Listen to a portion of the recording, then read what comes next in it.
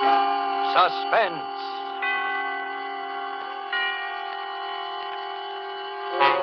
Tonight, To Find Help, starring Frank Sinatra and Agnes Moorehead.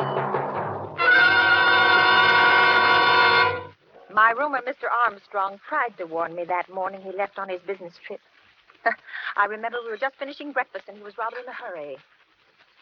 I don't care what you say, Mrs. Gillis. I just plain don't like it. You're alone here in the house all day. There are no close neighbors. And after all, you know nothing about the man. Good gracious, Mr. Armstrong, you'd think I was a pretty young thing of 20 to hear you tell it. And another thing. Seems very strange to me that a young man should be job hunting from door to door in this day and age. Why, there are plenty of jobs to be had. This is why it's so difficult to find help these days.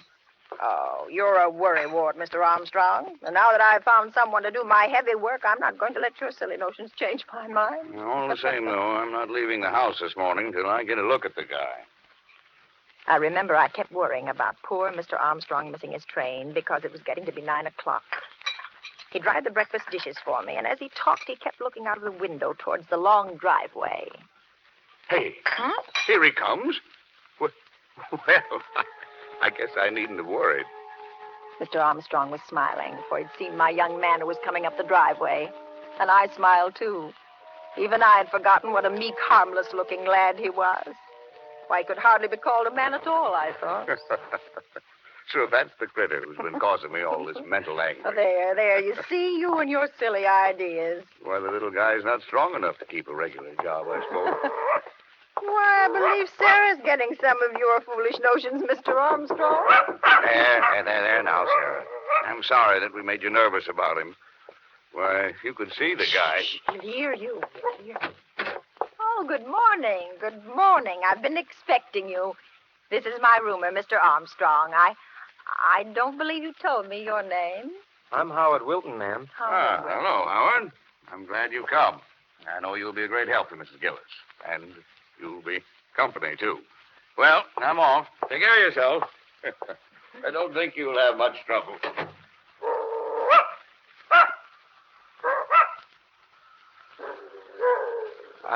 I don't believe your dog likes me, Mrs. Gillis. Yes, of course she does, but she's just getting a little old and peevy. Oh, Come along now, Howard, and I'll show you where to hang your coat. yes. Oh, yes. I always hang my coat up. He followed me into the closet storeroom at the back of the house. Then I handed him a clothes hanger and a rough, heavy apron, which I kept for cleaning help. Is this apron clean, Mrs. Gillis?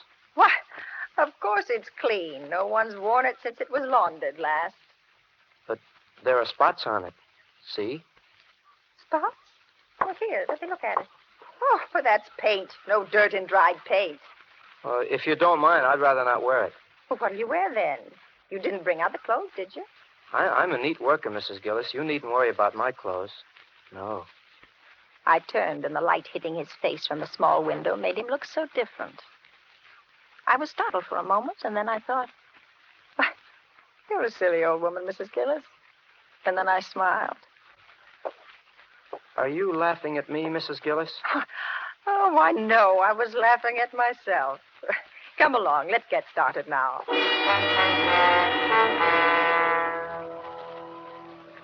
He'd only been at the den floor a short time when I heard him walk back to the closet storeroom. Can I help you, son? I'm going after my coat, Mrs. Gillis. I don't like it being out there in the storeroom.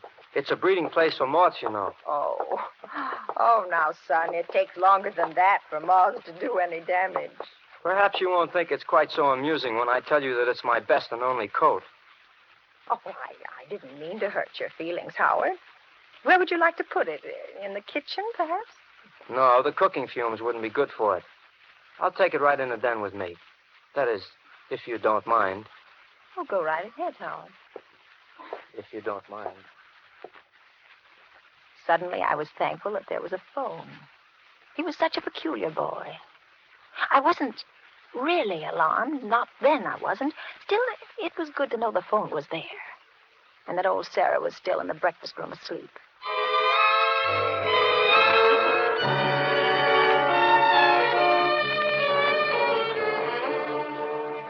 I went on about my own work that morning, but several times I went into the den to have a look at him. He wasn't doing much, I could see that. He seemed to keep polishing one small square in the corner of the room. Is there anything you need, Howard? Howard? Howard? I won't be spied upon, Mrs. Gillis. I won't put up with that. Well, see here, lad. I think we must have gotten off on the wrong foot. I'm not spying on you. Then why do you keep popping in like this? Why, Would you like me to go faster? Would you like me to spill out my life's blood for you here on the floor? Is that what you're after? Howard, are you well? Are you well enough to work?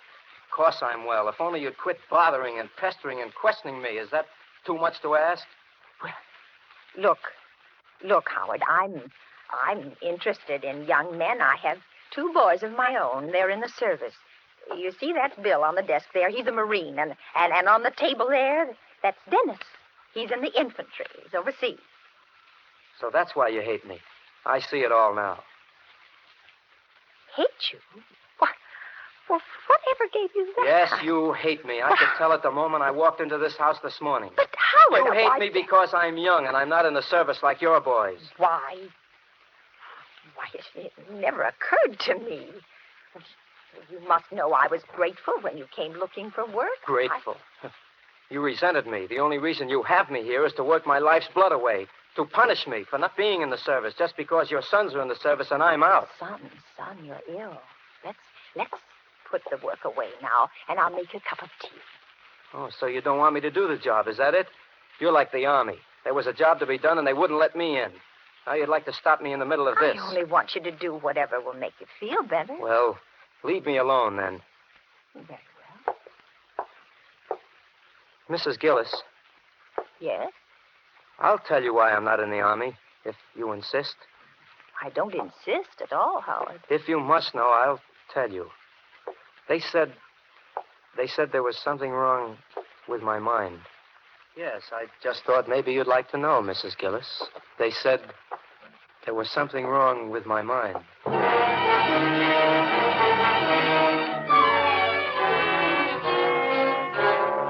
The first thing that I thought of when I reached the hallway was the phone, but it was in the den with Howard. I ran quickly to the back door, but it was locked and the key wasn't in its usual place. The front door, it was locked too. And I heard a crash. It came from the den. I rushed in to find Howard peacefully polishing away at the same spot. He hadn't moved an inch. He didn't look up at me. Then I saw the phone, which had fallen to the floor beside him. But it hadn't just fallen.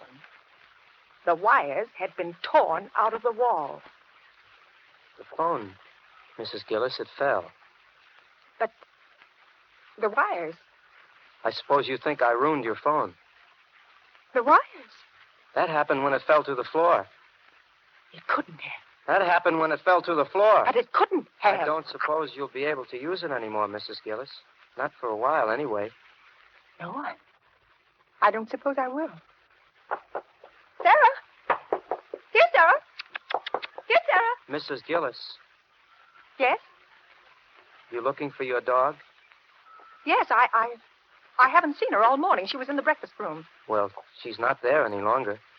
Yes, I know. Where is she, Howard? Where is she? Yes, where is she? She's gone. Gone? If you've harmed her... She didn't like me, you know. See here, I've put up with enough, you know. You tell me where my dog is, or... What, Mrs. Gillis? You'll do what, Mrs. Gillis? Sarah, What will you do? Sarah! Sarah! She's gone, Mrs. Gillis. I told you that. You've harmed my dog. Have I? You killed her. Oh, poor old Sarah who never heard a thing. She would have hurt me. You're bad, Howard. You're wicked. You're wicked. You're a coward. I'm not You're a coward, coward. Mrs. Gillis. Yes, you are. Cowards are afraid to kill. Only a coward would kill a poor old dog. Well, if I were a coward, I'd be afraid of you, and I'm not afraid of you. Now, you let me out of here. Let me out. I have strong hands, Mrs. Gillis. My fingers are like steel. I've never harmed you. No, and Sarah didn't either, but she would have if I hadn't harmed her Let first. me out of here. You're getting Let very me out. noisy, Mrs. Gillis. Perhaps if I locked you in this closet, you'd calm down a bit. Howard! Coward!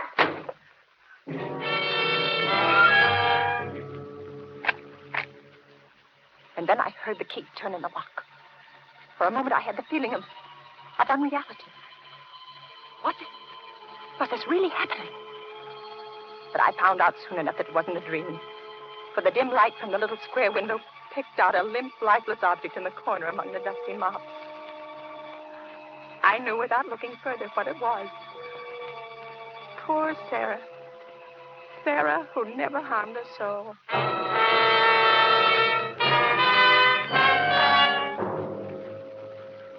I don't know how long he kept me there. I could hear him moving about the house, but he finally came back. He spoke to me through the door. Have you calmed down, Mrs. Gillis? Yes, Howard. Yes. Let me out. Why? Well, because it's warm in here. Because I want to get out. You were looking for your dog, weren't you? Well, never mind about that, Howard. Just let me out. You know, Mrs. Gillis, if I kept you in there, you wouldn't be able to spy on me ever again. I won't spy on you, Howard. Please let me out. Do you know what I've been doing, Mrs. Gillis? No. I've been doing your den floors, just like you asked me to. And that's fine, Howard. It was fine being able to work peacefully, knowing that you were someplace where you couldn't bother me. I won't bother you, Howard. It was very peaceful. Nobody to bother me. Let me out, Howard. Will you promise to do as I tell you? Yes, I promise. Anything? Anything. Very well, then.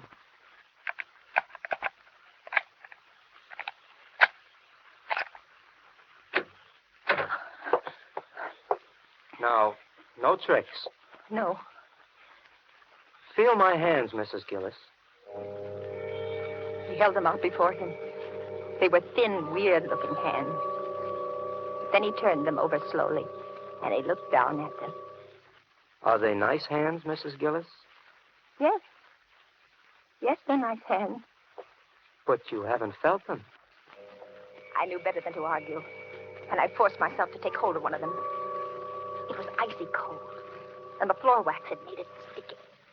Have your sons as nice hands as these? Oh, no. No, they haven't. But they got into the Army, didn't they?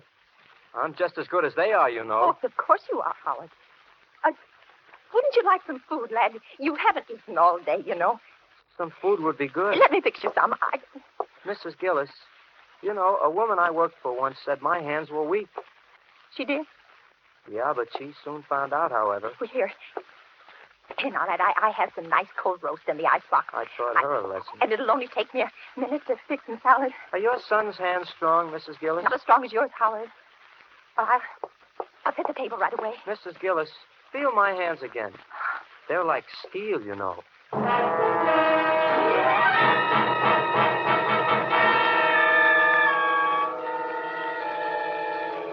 I finally managed to get some lunch on the table, and Howard sat beside me. He didn't say much, and he ate very little. I tried to appear casual, to engage him in a conversation, just anything. Do you work often, Howard? Not often. Well, do you have trouble finding jobs? Well, people are anxious to find help these days, weren't you? Yes, to find help. Mrs. Gillis, they're looking for me. Who, Howard? Well, I don't know exactly. The people I worked for last, I guess. Well, was that here, in this town? Oh, no. It was in another town. Everyone was looking for me, so I went away. It was horrible to be spied upon, Mrs. Gillis. Do you know what it is to be spied upon? No, I don't. Would you like to know? No, I wouldn't, Howard. I think I'll spy on you for the rest of the day so that you'll know how it feels. No, Howard. Whatever it is you want, just take it and go away. There's nothing I want, Mrs. Gillis. I only want to stay here with you. I can't stand it, Howard. I can't. I am an old woman. Now, please go away and leave me alone. I'm not going away, Mrs. Gillis. There's still a job to be done. I'll go away after I've done everything that's to be done. Howard, I have some money here in my pocket. I got it upstairs for you. It's a great deal, and I'll give it to you. I don't want your money, Mrs. Well, Gillis. then go away. Oh, that would be foolish. Then you'd tell on Oh, me. no, I wouldn't. I wouldn't really, Howard. Go away, and I'll never tell us so that you've been here. I won't tell I us don't so. believe you, Mrs. Gillis, and I don't trust you. There's only one way of being certain that you won't tell, and that... My heart jumped. For when I looked out the window, I saw that it was the milkman. Howard moved quickly to the window with me. Tell him to go away. I can't. I've ordered some extra things. And go into the storeroom until he goes. I can't, Howard. He knows I'm here, and he'll expect me to pay him. You promised to do as I told you. Now, will you tell him to go away? Howard, Howard, if I tell him to go, he'll think something's wrong, and then you'll get caught for sure. You'll get... All right, Mrs. Gillis. Take whatever you've ordered, but if you pull any tricks, you'll be sorry. He opened the cabinet drawer, and I saw him take a knife out. Without another word, he stepped back between the stove and the wall, but he was still within easy reach of me. Oh, my hands were shaking. The milkman knocked as usual at the window over the sink. Just a moment. Well, good afternoon, Miss Gillis. Good afternoon. Lovely day, isn't it? Yes, it is. Miss Gillis, I think I have good news for you. Oh, you have? Yeah. Beginning the 1st, I think we're getting some badly needed help. In the future, your deliveries will be made in the early morning. Well, that's nice. I don't believe you ever did like these late deliveries, did you? Well, I had never really minded. Well, if all our customers were like you, Miss Gillis, it wouldn't be such a bad world. Here you are. 1 quart of milk, a pint of half and half. Bye, Miss Gillis. But the extra things, you forgot them. The extra thing? Yes, the extra things. Now, don't tell me you've forgotten the eggs and the butter. I'll get them right away. Mrs. Gillis, I'm going to give you one more chance. When he comes back, you're going to get rid of him. Do you hear? And if you give me away, I'm going to kill you. I'll kill you before he can get inside this house, and I don't care what happens to him. I won't give you away, Howard. I won't give you away. I'll only pay him. I have to do that. Shut up and remember. Well, here you are, Miss Gillis. Thank you. Anything else? No, that's all. Miss Gillis, I'm sorry, I can't stop to talk to them. Howard stood for a moment behind the stove. His eyes were blazing. Then he spoke without moving. You're very clever, aren't you, Mrs. Gillis? What do you mean? You thought you were going to put something over on me, didn't you? I sent him away, didn't I? The extra things you ordered. There weren't Yes, any. there were. You saw him. You heard him. He didn't know what you were talking about. The milkman had returned. Oh, he stood outside the window. Howard looked at me, and I saw his knuckles go quiet as he clutched his knife. This is your last chance. Get rid of him. Yes, I will. Howard, I will. Sorry to bother you again, Miss Gillis, but you forgot the points on the butter. Oh, yes. Yes, the ration point. Here you are. Sorry I had to bother you, Miss Gillis, but you see, I have to account Yes, I'm for... busy. Can't you see I'm busy? Tell me when he's gone, Mrs. Gillis. I stood by the window and watched. He got into his truck, and then he drove off.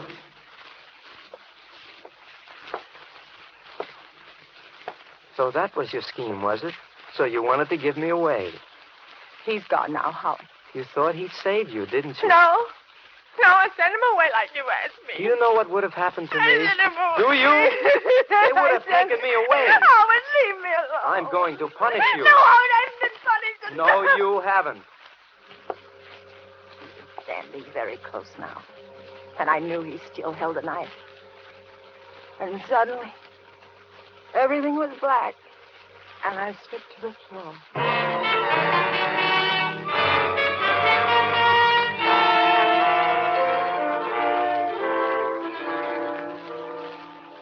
When I came to, I was in the den, on the den floor. My head throbbed. Then I remembered everything. I laid there for a moment and listened. Then I heard a sound. A soft, swishing sound. Suddenly, the hall clock began to strike. Why, it was 5. I'd been unconscious for longer than I'd thought. I sat up. The room had already turned dark in the late afternoon light. But I could see him now.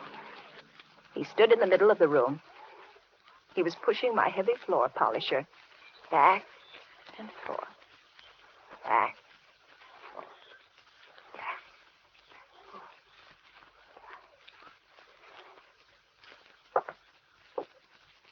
What time is it, Mrs. Gillis? About 5. Well, I guess I'll call it a day now. I've done a nice job, haven't I? Yes, Howard. Very nice. I think I'll be going now. I got to my feet. He paid no attention. He picked up his coat, which he'd placed over a chair when he'd taken it from the storeroom. Then he looked at the floor again. Doesn't it shine nicely, Mrs. Gillis? Yes. Yes, it does. Was it worth $5 to you? Oh, yes, Howard. I have nice hands, haven't I, Mrs. Gillis? Yes, Howard, you have. Here, take the money. Thank you. You know, it's a pity they have to be used to polish floors. You've done such a good job, Howard. I'm going to give you a few extra dollars. Thank you. Will you be needing me tomorrow, Mrs. Gillis? No, thank you, Howard. The door's locked, Mrs. Gillis. Yes, Howard. Do you have the key? Yes, I do. I just remembered. A lot of things. Mrs. Gillis, there's someone at the door. Yes, Howard. Will you open it? Oh, should I? Yes, Howard, you have the key. I have? This it, Mrs. Gillis? Yes. Yes, it is. Open the door. Open the door, Howard. Open it. All right, Mrs. Gillis. Hello. I'm Mr. Stevens of the phone company. Your phone's been reported out all day. I'm sorry we couldn't get around any sooner, but we're really swamped. Mrs. Gillis, is your phone out of order? No, there must be some mistake. Well, now, that's strange. We've had several reports. Maybe I better run back and check my books in the truck. Just a moment, Mr. Stevens. Could you do me a favor? Well, certainly. This boy... Mrs. Gillis. This boy, he's worked here all day. He's done a good job, but I don't think he's well. I'm all right, Mrs. Gillis. Oh, but you're tired, aren't you? Aren't you tired, Howard? Doesn't your head ache?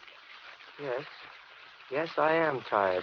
And my head does ache. Well, maybe Mr. Stevens will be kind enough to drive you to the car line. Sure, I'll be glad to, Mrs. Gillis, but I can't wait Well, long. right away, and I'll go along, too. I have some marketing to do. And, Mr. Stevens, as long as you're here, would you mind checking the phone just to make sure? Of course. I'll show you where it is. Can I show him, Mrs. Gillis? No, Howard, you wait here. We'll be right back. I moved quickly towards the den. Mr. Stevens followed me. Once inside, I closed the door behind us. He spotted the wrist wires at once. Say, this phone... Boy, that man is dangerous.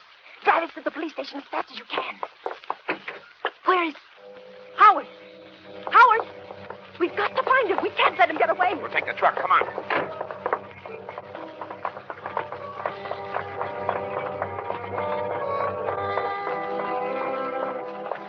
But when we reached the car, I suddenly saw him.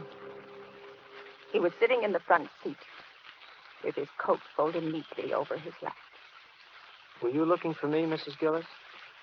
Yes, Howard. Yes, I was. Are you ready to go? Yes, I'm ready.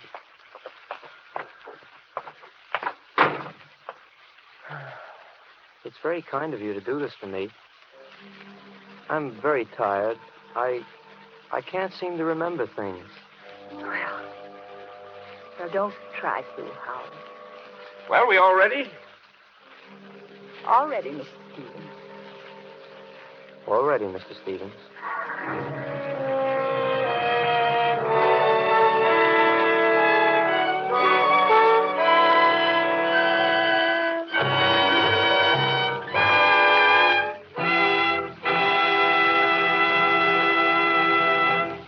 And so closes To Find Help, starring Frank Sinatra and Agnes Moorehead. Tonight's study in Suspense. Suspense is produced, edited, and directed by William Spear.